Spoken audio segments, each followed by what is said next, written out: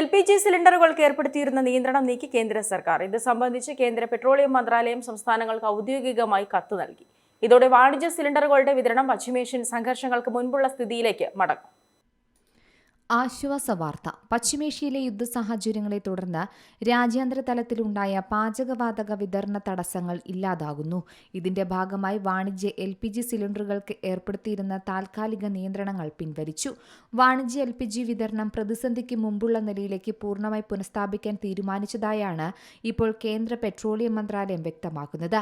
ഇതുമായി ബന്ധപ്പെട്ട് കേന്ദ്ര പെട്രോളിയം പ്രകൃതിവാതക മന്ത്രാലയം എല്ലാ സംസ്ഥാനങ്ങളിലെയും കേന്ദ്രഭരണ പ്രദേശങ്ങളിലെയും ചീഫ് സെക്രട്ടറിമാർക്ക് കത്തയച്ചു. ഇതോടെ വാണിജ്യ സിലിണ്ടറുകളുടെ വിതരണം സംഘർഷങ്ങൾക്ക് മുമ്പുള്ള സ്ഥിതിയിലേക്ക് മടങ്ങും.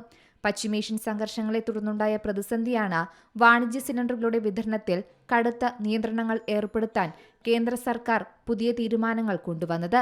അന്ന് ആവശ്യത്തിന് സിലിണ്ടറുകൾ ലഭിക്കാതെ വരികയും ചെയ്തിരുന്നു. അതിനെ തുടർന്ന് കടുത്ത വിലവർധനവും കാരണം കേരളത്തിലടക്കം ചെറുതും വലുതുമായ നിരവധി റെസ്റ്റോറന്റുകളും ഹോട്ടലുകളും വലിയ പ്രതിസന്ധിയിലേക്ക് പോയിരുന്നു.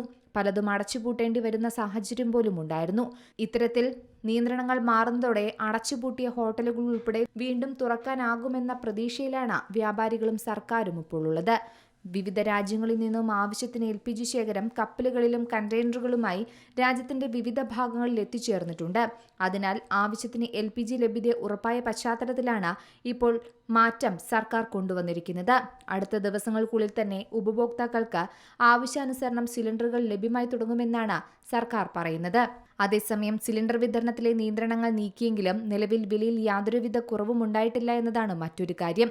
വാണിജ്യ സിലിണ്ടറുകളുടെ വില കൂടിയതിനെ തുടർന്ന് ഭക്ഷണ സാധനങ്ങൾക്കൊക്കെ വലിയ തോതിൽ വില കൂടിയിരുന്നു. വരും ദിവസങ്ങളിൽ വിതരണം സുഗമമാകുന്നതിനൊപ്പം സിലിണ്ടറുകളുടെ വിലയിലും മാറ്റമുണ്ടാകുമെന്ന പ്രതീക്ഷയിലാണ് വ്യാപാരികൾ. News desk Zee Malayalam news.